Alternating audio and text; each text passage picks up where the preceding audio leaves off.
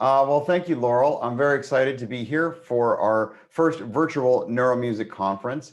As a quick announcement to all the attendees, we actually have two windows for chatting. So the normal chat window that you'll often see in Zoom is shared with everyone. So if you have general greetings or want to give thanks to a speaker for everyone to see or share a paper, please use that chat window.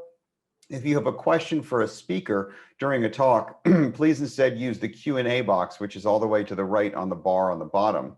So the Q&A box will show that message only to the moderators. And at the end of each talk, then the moderators will read those. So I'll be sharing with Nori all the questions you might have so that everyone can hear them at the end. So it's my great pleasure and honor to introduce Nori Jacoby. I've known of his work for many years, but we first met at a conference, I think about 3 years ago at a rhythm perception conference. And I remember we got engaged in this conversation about some of his work that was so fascinating that at one point at the conference dinner, I looked around and realized everyone else had already ordered their food and we were still sitting there talking about various geeky sound and audio things. And as I've looked more into his background and preparation for this visit, I think it's now very clear why he's such a fascinating person to talk with. He's published in a range of top journals, including Science, Nature, Nature Scientific Reports, Current Biology, and many other high-profile venues. And his research is focused on exploring the role of culture and auditory perception very broadly construed. So he uses classic traditional psychophysical methods to explore rhythm perception and then takes these studies to try and better understand rhythm, both in speech and in language, and also how these things are used, how rhythm is used in different ways in different cultures. In addition to the work on rhythm perception, he's contributed extensively to broader issues of sensory motor synchronization. And in that work, he draws not only on his background with auditory psychophysics, but his deep background in formal training in mathematics.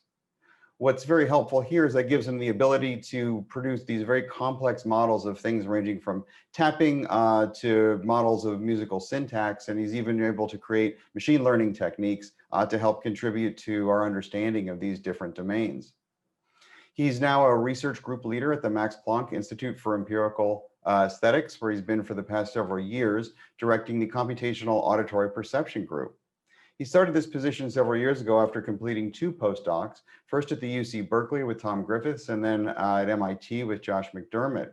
He also served as a presidential scholar in society and neuroscience at Columbia University. These accomplishments built on his broad training with a PhD in brain science from Hebrew University, where he also received an MA in mathematics, as well as a BSc in physics from that same university. In addition to all his academic training, he's worked widely in industry, having taught courses on music technology and worked in data science, and he even received a prize for creativity from the Israeli Defense Forces. So if anyone gets too rowdy in the Q&A session later on, I encourage you to review that aspect of his background. So I'm very excited to welcome him here for his speech to give our first talk today. So please give a warm virtual welcome to Dr. Nori Jacoby. Hello, everybody. I am Nori Jacoby, and I'm really glad to be here. Unfortunately, not in person. Before I start, I would like to thank the organizers for inviting me and organizing this wonderful event. One of the main questions of psychology and neuroscience is the understanding of the relative contribution of biology and culture to human experience. However, our understanding of this topic is limited because most research in psychology and neuroscience is conducted with participants recruited from weird, Western, educated, industrialized, rich, and democratic societies. Now, the problem here is, as Joe Henrich showed in a famous paper, these populations are extremely biased sample of the human species along critical dimensions from spatial to social cognition. The solution is to run experiments in many places in the world. And this is something that I was doing in the past few years. And I would like to share with you today the fruits of these efforts. Now, if you think about a research program like that, you realize that one of the main methodological constraints is verbal instructions. And the problem is that things simply can be lost in translation. So we need to find ways in which we rely as little as possible on translation and language. We were studying musical rhythm, which is a particularly interesting domain because it's nonverbal. People relate to rhythm, they feel rhythm, but they don't have necessarily, if they're not experts, if they're not musicians, they don't have precise words to describe rhythms.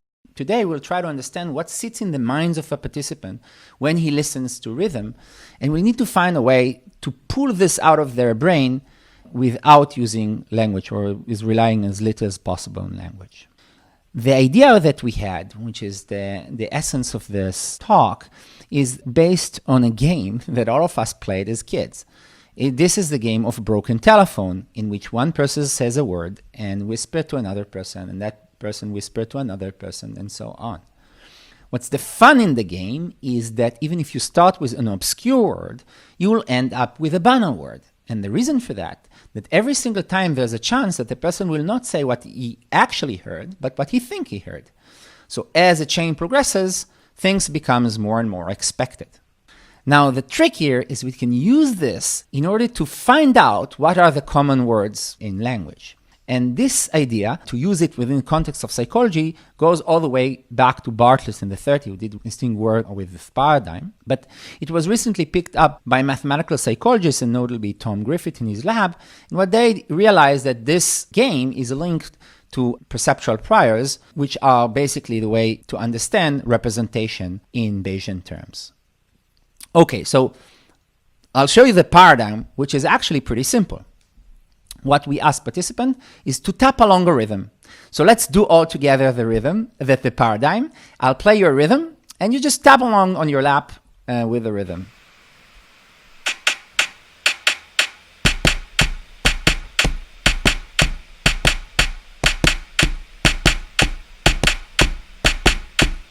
Okay, so we can all do the paradigm. In the actual experiment, we will take the reproduction of the participant and average them. And now comes the trick. We will play them again to the participant as a new stimulus. The participant is not aware to the manipulation. For this participant, it's just another rhythm, but it's actually the average reproduction of what he played just a little bit before. Now we're going to repeat this process again. We'll play the rhythm, the participant will synchronize, and then we'll take the average response and we'll play it again multiple times. Now, the idea here is that participants are playing broken telephone with themselves. Participants are not aware to the manipulation. For them, often people would say that they heard the rhythm repeated, and they're very, very shocked when we tell them in the end that it was their own reproduction that they played with. Okay, so before I tell you about the results of the paradigm, I want to tell you about the representation in the space or universe of rhythm that we'll explore today. And these are 3 interval rhythms. These are consisting of 4 onsets or 3 intervals, something like that. So in this rhythm, the ratio is 1-1-2. This is because the last interval is twice as long as the first and second. And this rhythm is one of the rhythms that has simple integer ratios and can be notated with Western notation in this way.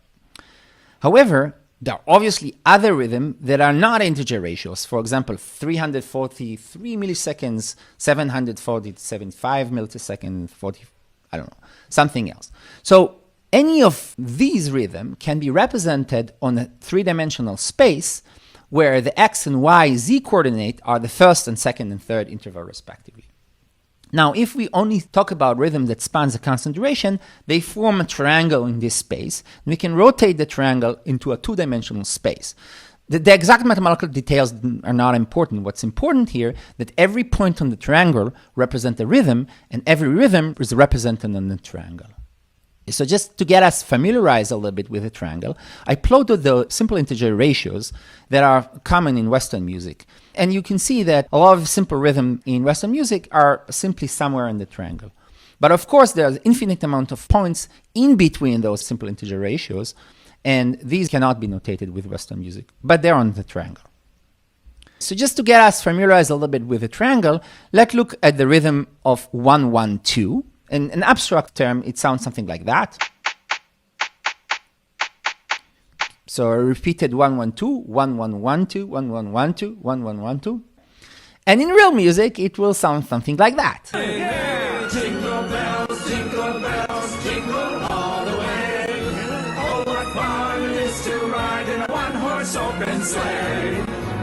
Great. So what about 3-3-2? So again, in abstract way, it sounds something like that. And in real music,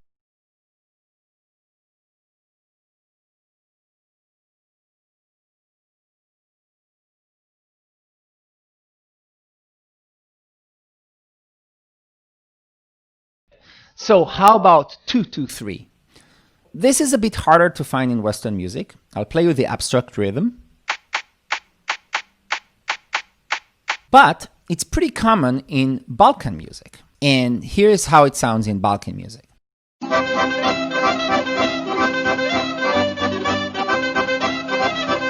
2 1 2 1 2 3 1 2 1 2 1 2 3 1 2 1 2 1 2 3 1 2 1 2 1 2 3. So now let's go back to the paradigm. So in our paradigm, any point in the triangle could be the initial seed of the experiment. Participant receive one seed. So I'll show you one of the many seeds presented to many participants. And let's focus on that seed here. So that seed is presented to a particular participant. And I play you what this participant did. So the ch are the stimulus, and the boom, boom, boom, the response of the participant.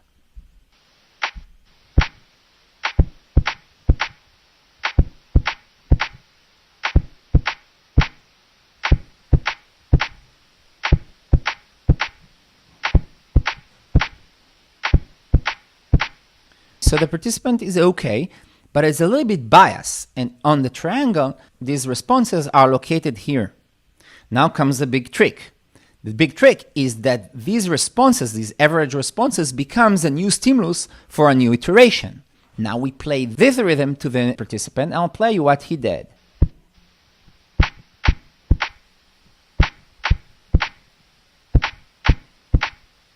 Okay, so now the participant was better, but it's still a little bit biased. And again, that becomes a new iteration for a new experiment, or we repeat it a number of times. And after 5 iterations, it converges to a particular location in the space. And I want to apply you the response of the participant here.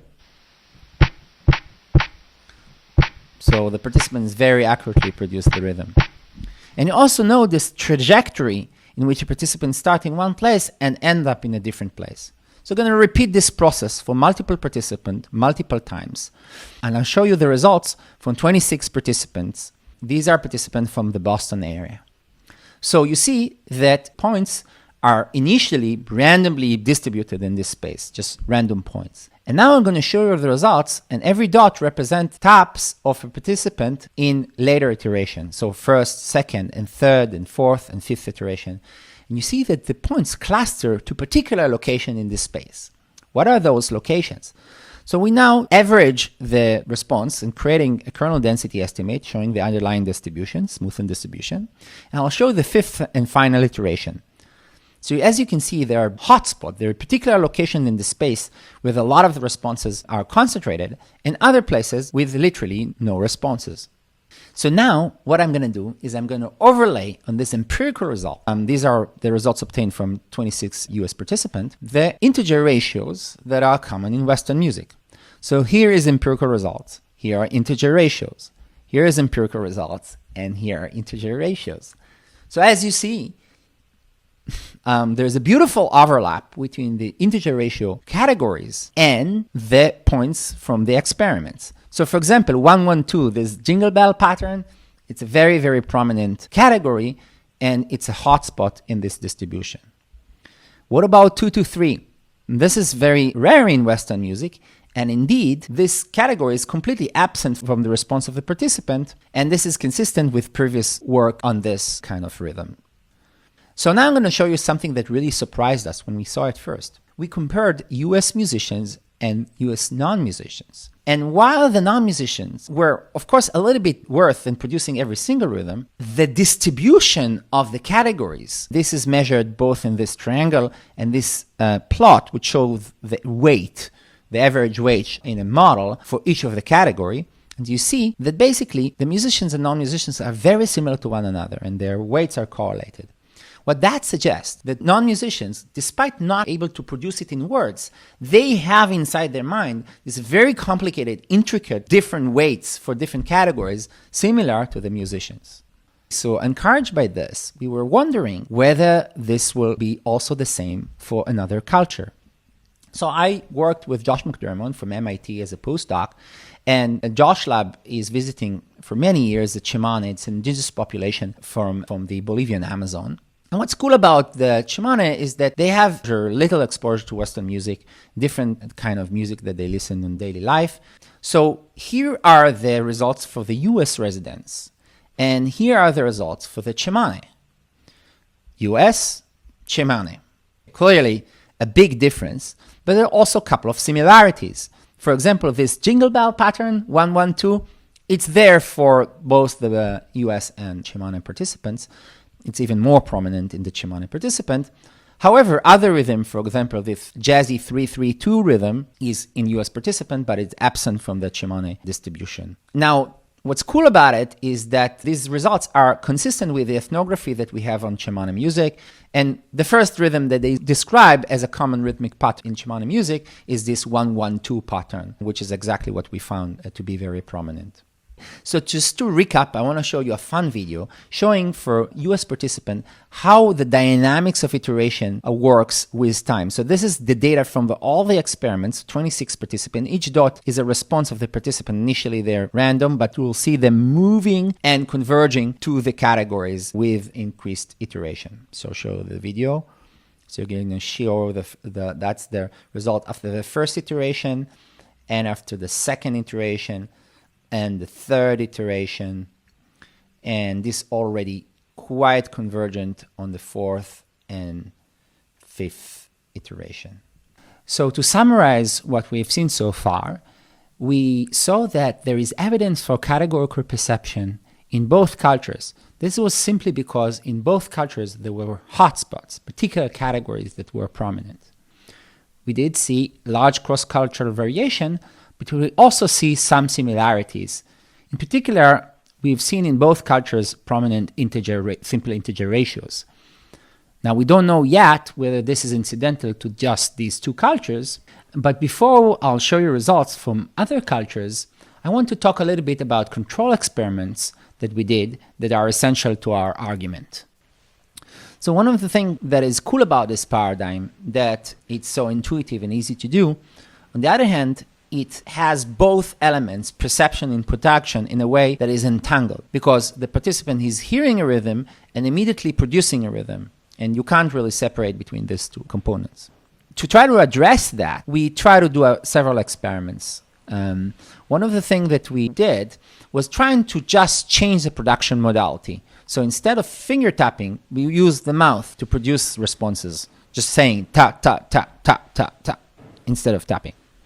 Now, the idea is that if the results, and specifically this integer ratio proportion, critically depend on the production modality, they are results of some kind of a resonant frequency of the body, then changing the production modality will change the result substantially. That's not what we found. The triangles were similar, and with small nuance differences, the weights between the category was nearly identical and correlated. And that suggests that the pattern is independent of the production modality. Now we did another experiment. This was just a perceptual experiment. We basically relied on classical categorical perception effect, where rhythm or any modality, any object that is closer to the category boundary is easier to distinguish compared with the category center. So for example, in this line is near the category boundary between green and red, and it's easier to distinguish between the colors compared within the green colors, even though that physically they are similar in distance in physical space. So we just repeated this kind of an experiment, and we found indeed that people were better in the category boundary. What's really cool also is that we could take the results from the tapping experiments and try to predict with them using a computational model the results of the discrimination perceptual experiments, totally separate group of participants. And we were able to successfully, qualitatively predict the results of this perceptual-only experiment by running the tapping experiment into a computational model. Now, there's a few other interesting control experiments that we did, and you can read about them in a paper I wrote with Josh McDermott in 2017. So now I want to tell you about running this experiment in different places in the world, and we run this paradigm with collaborators from different locations in the globe. We had overall 36 groups in 15 countries. In each country, we try to recruit also students and musicians and non-musicians and dancers to see how expertise and experience modulate the results, not only geographical location.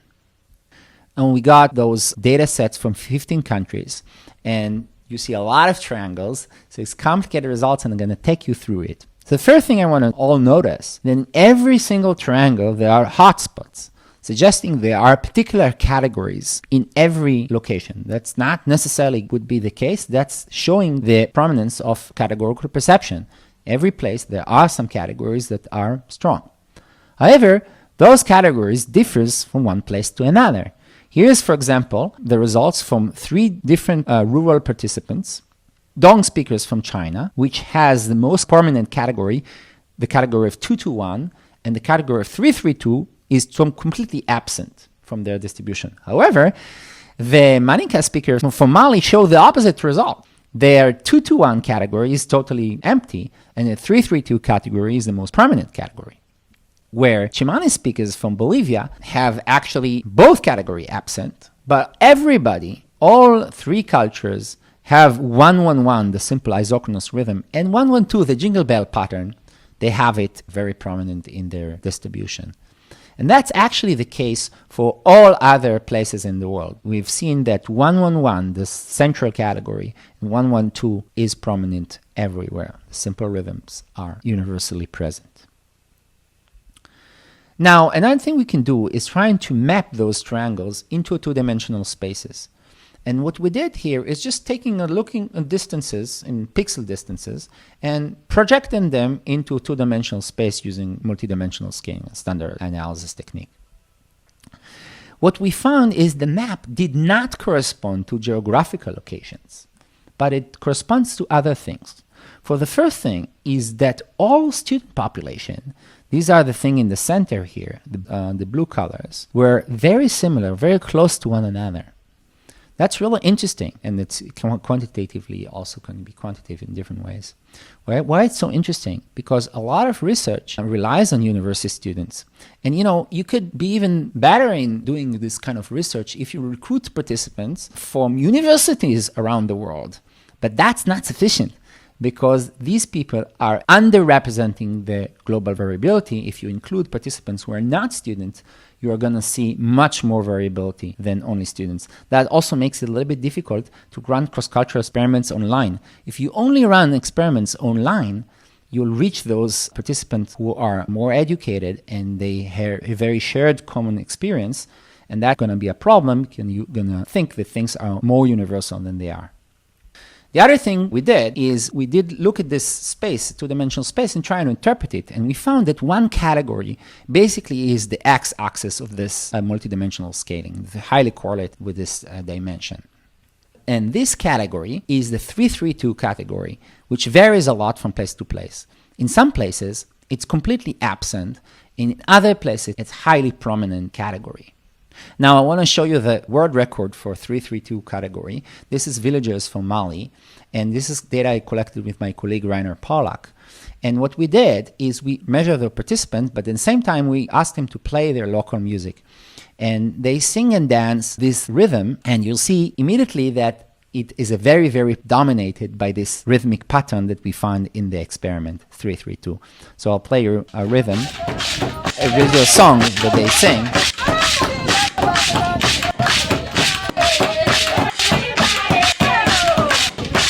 And you see that one of the women is tapping on this calabash, this rhythm, 3 3 2 3 3 da da da da da da.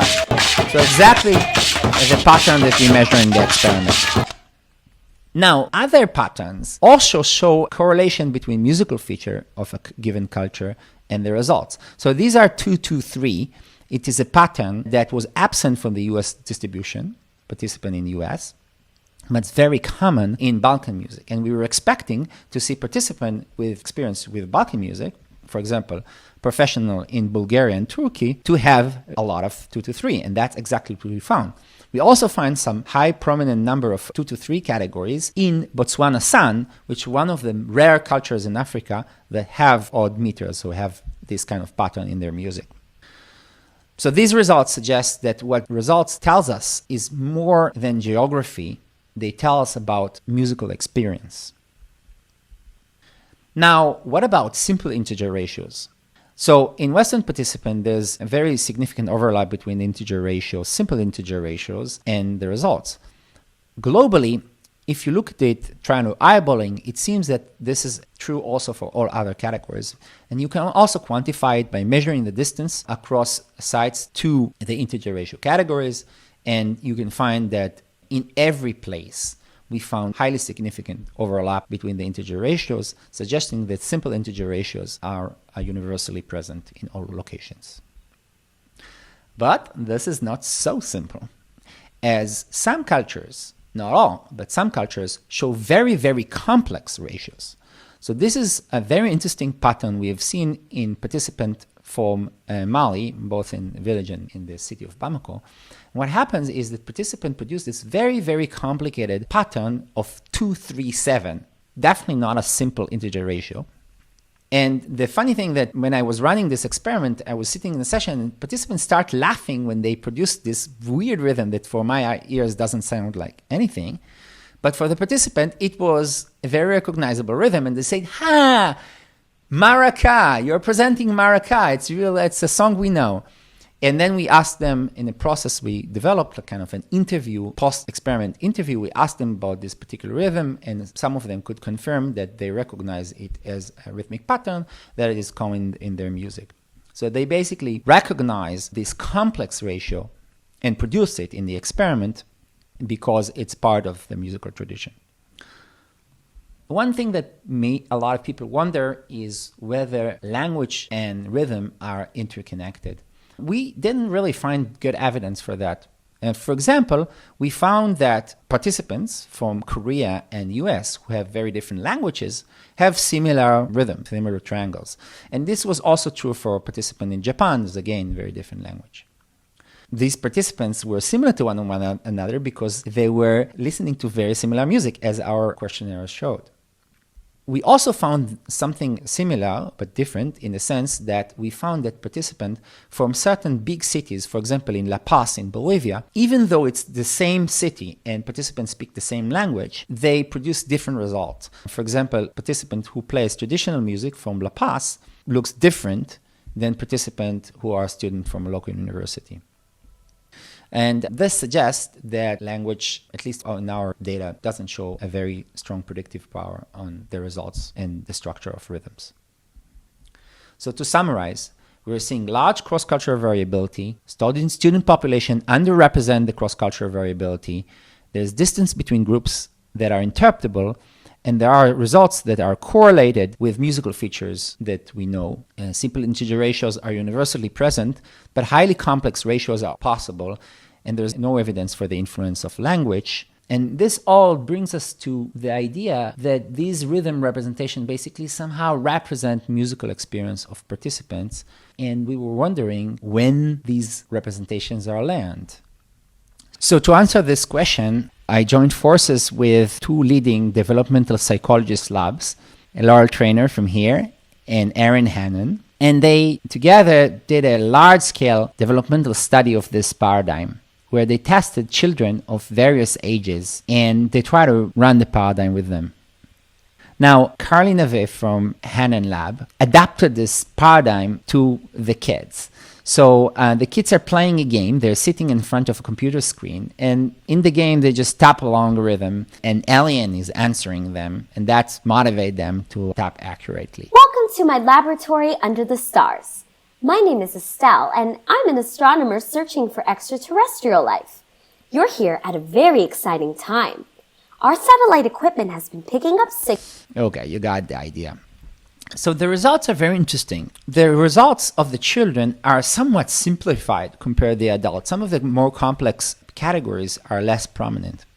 However, they are quite similar already to the adult, even children as young as 6 years old. Just to show you, these are the different categories, and the category weights are pretty much correlated between the adults and the children. There are some nuanced differences, interesting differences, but overall the picture is very similar. And what's interesting about it is that the variability we're seeing with kids is way less prominent compared with the variability that we've seen in other cultures, suggesting that at early age, by say 5 or 6, kids already enculturate a lot to the particular cultures in their structure.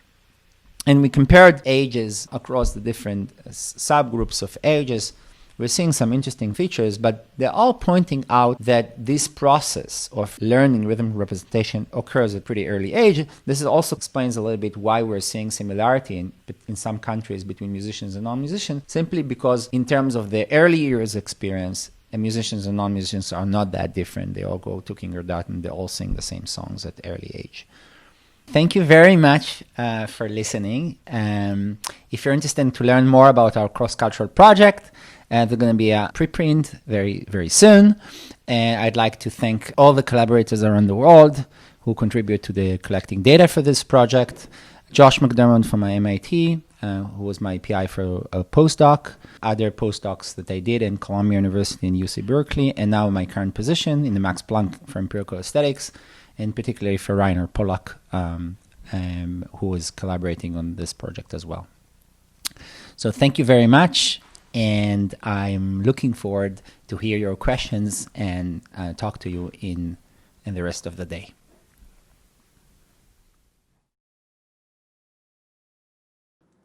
Well, thank you, Nori. That was a fantastic presentation, and I've sketched out a bunch of questions here, but I see some things streaming into the windows now. So I'll just try to group them as they come in. So just to remind everyone else, if you have a question for any of our speakers, please pop that into the Q&A window, and then all the moderators can see them, and that doesn't clutter up the general chat. So, all right, first question here. Is there any evidence from Daphne Marr? Is there any evidence of geographic diffusion? In other words, do complex patterns correlate across geographic closeness? Yeah, so I'd say that there are some evidence for that, but I think the dominant factor, which we have a very, very strong evidence, is actually something quite interpretable.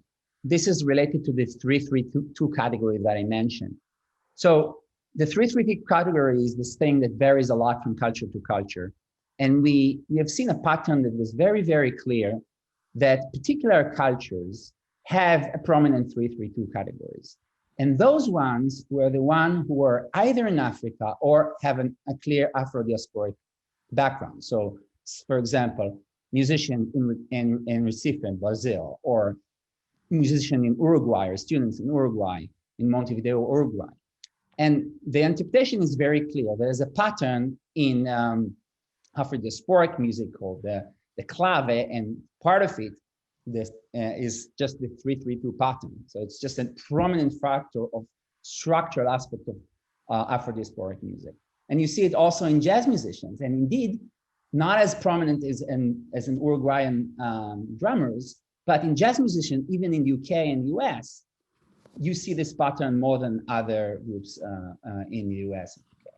So to conclude, what we're seeing in terms of a diffusion is not a geographical diffusion, it's a historical and a cultural diffusion where a pattern in music that moves from Africa, this is a timeline pattern that is part of the structural out of 12/8 rhythms, moved from Africa to Afro-diasporic cultures, and that affects eventually the perception of this basic pattern in those participants.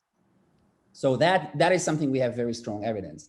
Now, within South America, maybe there's more direct geographical location, but we believe that this feature is related to this historical phenomena rather than geographical proximity.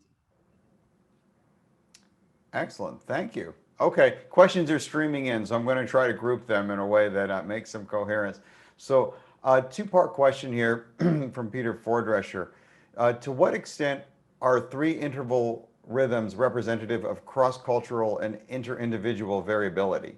Have you or others established that this is a particular sweet spot?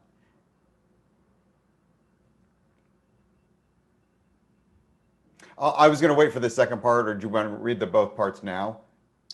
Yeah, I try to address. Thank you, Peter. This is a great question.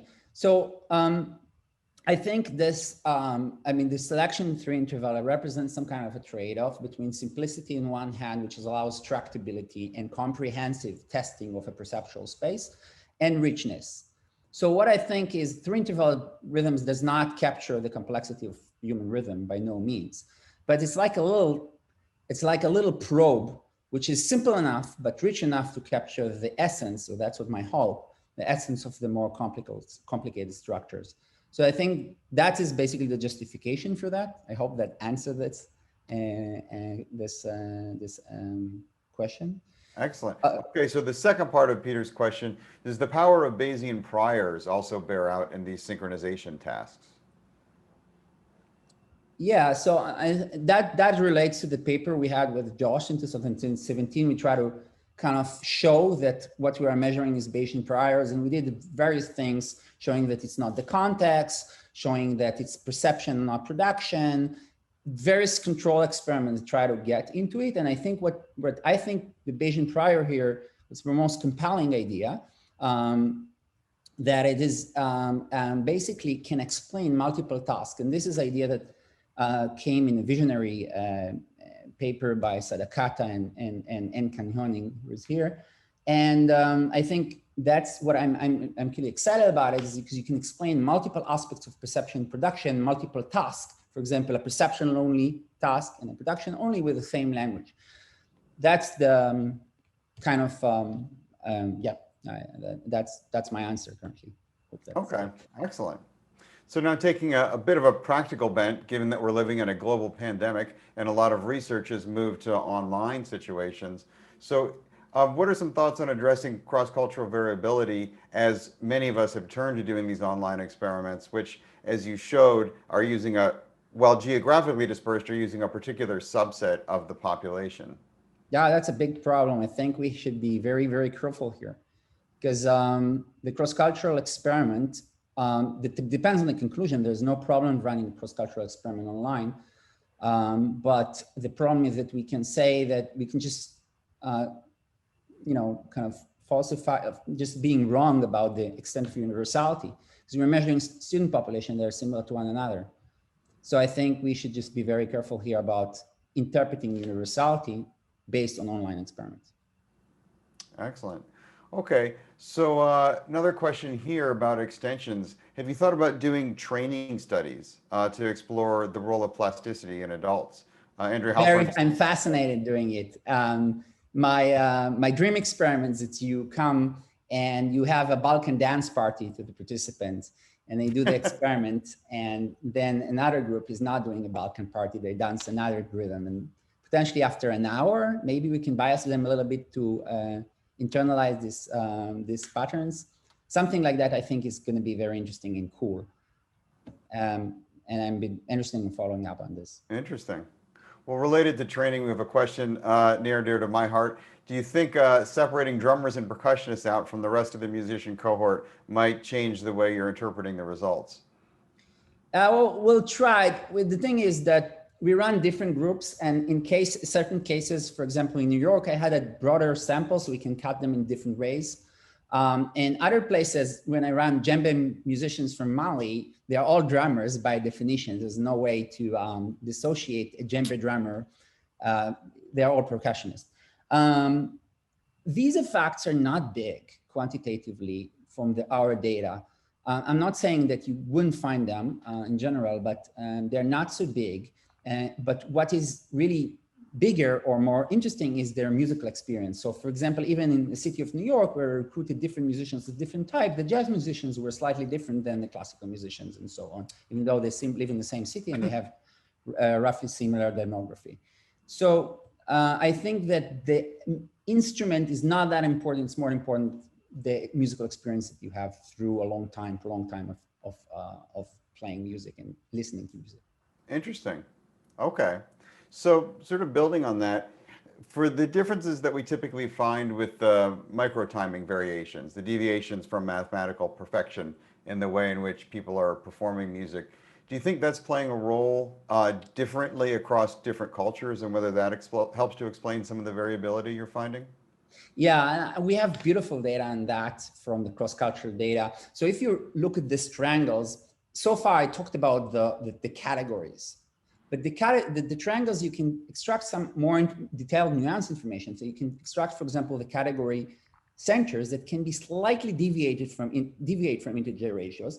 And you also have the shape of the category, which is the rotation of this blob. It could be this way or that way. And that reflects some expressive variation of the category. It's something like the expressive pattern of the categories. And we have some clear examples, totally interpretable results, where certain categories are swung in the right direction, and you find it only in the places where it's consistent with the music. So the most beautiful example is example from villagers in Mali that I showed you, and they have a phenomenon in playing music. When they played a 3-3-2 rhythm and they accelerate, then the pattern is more and more similar to a triplet. So it's a 3-3-2 tap pattern, ta ta ta ta ta, and then they accelerate. It sounds like ta ta ta ta ta ta ta ta ta ta. So it's a particular kind of swing. And what we're seeing in the data is their category in the triangle is shifted towards the center, as if it is basically swung towards the center, just like in the data, just like in the music. So this is a clear example of a swing pattern, expressive pattern in the data of the experiment that clearly correspond to an interpretable feature of the music, and it's related to the question that you had about swing. Excellent. Okay. So speaking of those triangles, I thought that was a fascinating visualization, and I loved the way you could sort of see like a heat map where the different iterations were moving. And so there have been a couple of comments and questions about these. Technical question is that when you're analyzing the data from those triangles, are you doing a pixel-wise comparison? And if so, how are you correcting for multiple comparisons? Yeah, so the statistics that I'm using is either measuring the category. So you either take the data and fit a Gaussian mixture model and basically just finding the category weights.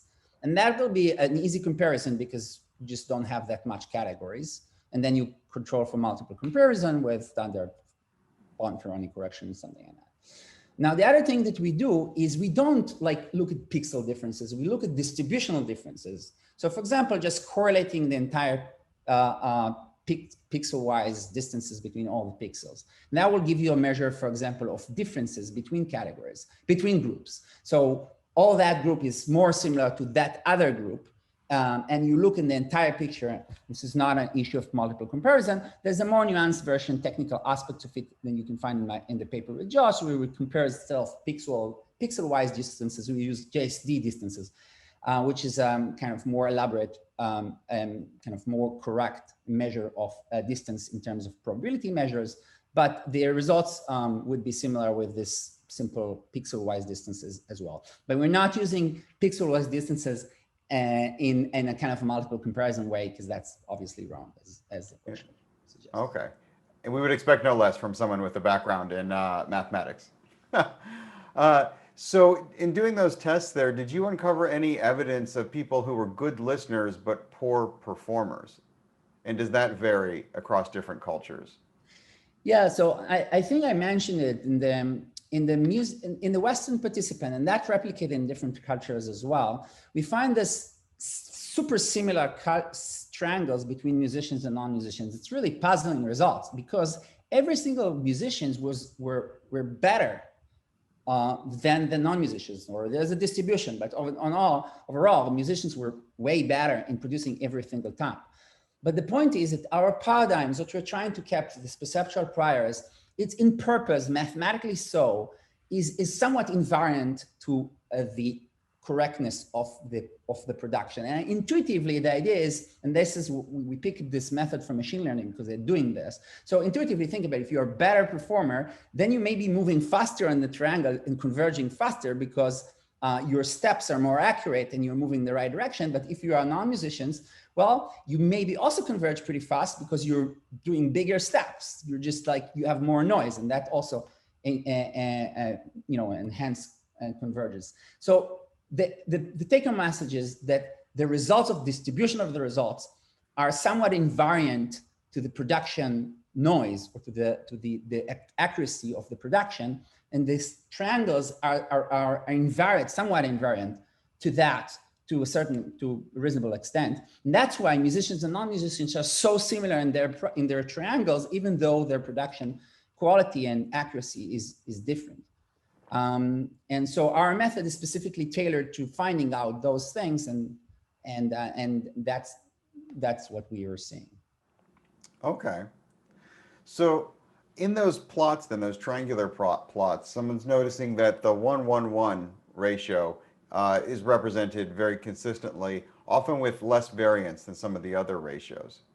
So the question here is whether there's a relationship between other factors like musical expertise, age, culture, and so on and so forth, to the variance that you're finding in the different points on the triangle.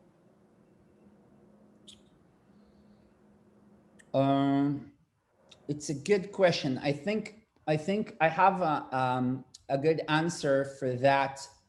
I think I don't have a quantitative answer of the particular relation of 1-1-1 category and those factors, but in general, those factors have influence. I want to emphasize that the analysis we did here is a group difference, like many other things in psychology. So the basic analysis takes the whole group up together.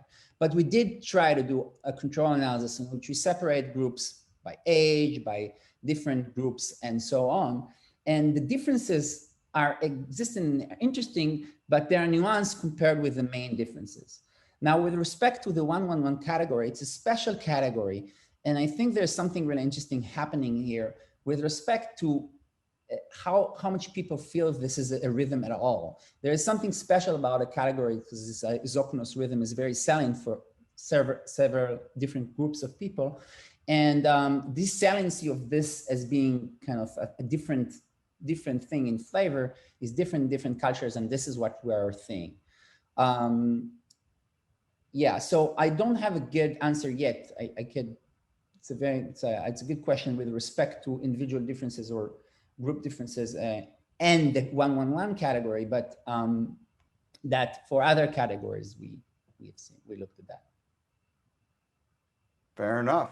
Okay, moving to some more technical questions about the paradigm.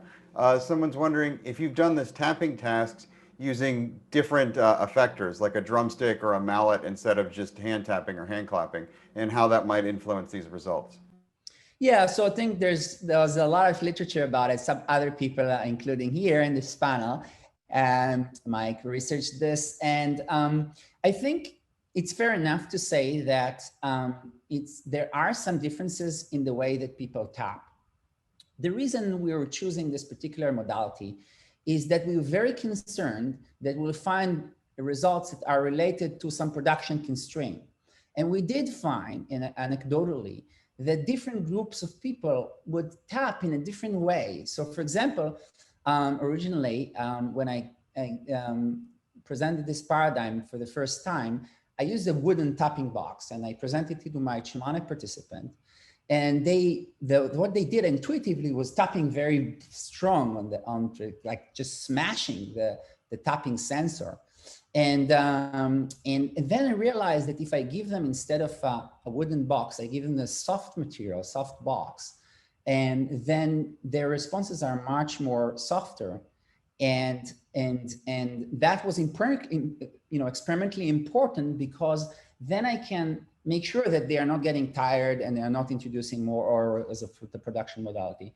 So after a very long, careful experience with Westerners and then field pilot this in the field, we got out to this setup, which for us was just optimizing all the conditions, including technical and latency measurements and so on, but also it will be handy and good for the people, and they can use different task strategies and techniques. So it's the easiest for them to tap. That was our motivation.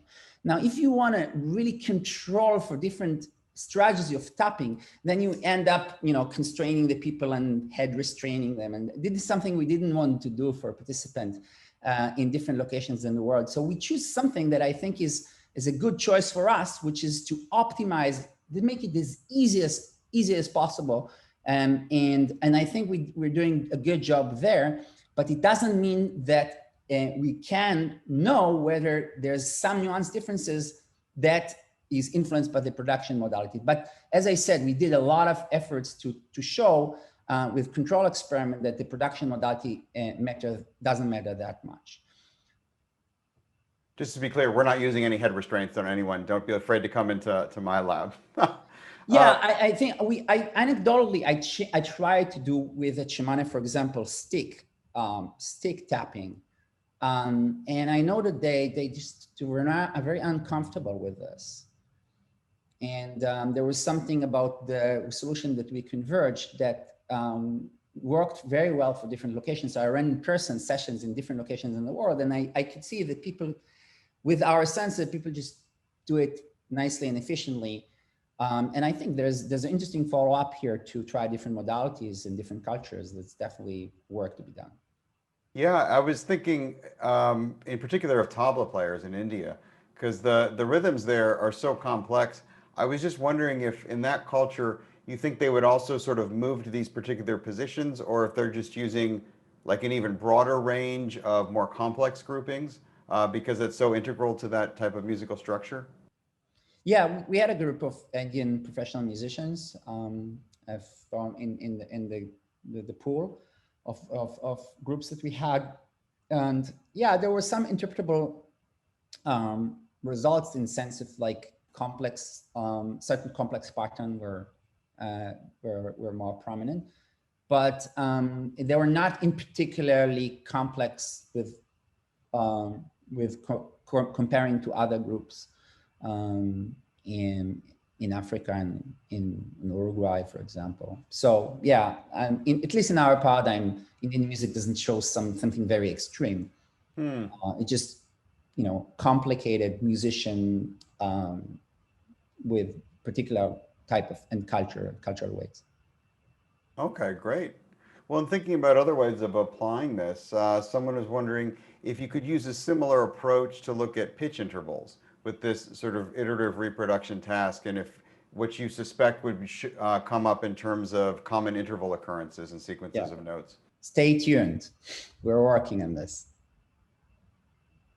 Excellent. Sounds good. So as we think about wrapping up, there's a lot of interest in some general broader implications here. And so we have a question about what might be the larger extra musical implications of the cross-cultural differences you're finding. Yeah, so I think there's a couple of things. First of all, it's the importance of categorical perception. And that means that we're seeing a phenomena that there's variability in categorical perception. Now, in some way, we already know about it from, for example, the work on color by Berlin and Kay and others. But most work on perceptual categories and semantic categories across cultures, they somehow mediated by language, because it will be, for example, colors using color terms, and this is a linguistic construct. So it reflects perceptual properties in the world, but it's potentially mediated by words. What's really cool about rhythm, especially for the non-musicians, is that there's no words. People don't have precise words to describe a particular category. They show this very, very prominent clustering in perceptual categories. And that suggests, that tells you a little bit about the importance of categorical perception cross-culturally. The other thing that I think you can learn about from all this experiment is to appreciate cultural variability and also appreciate the possibility of cultural similarity. And I think there's something we're going to see in other talks today as well. And I think that is something very important that our results clearly show.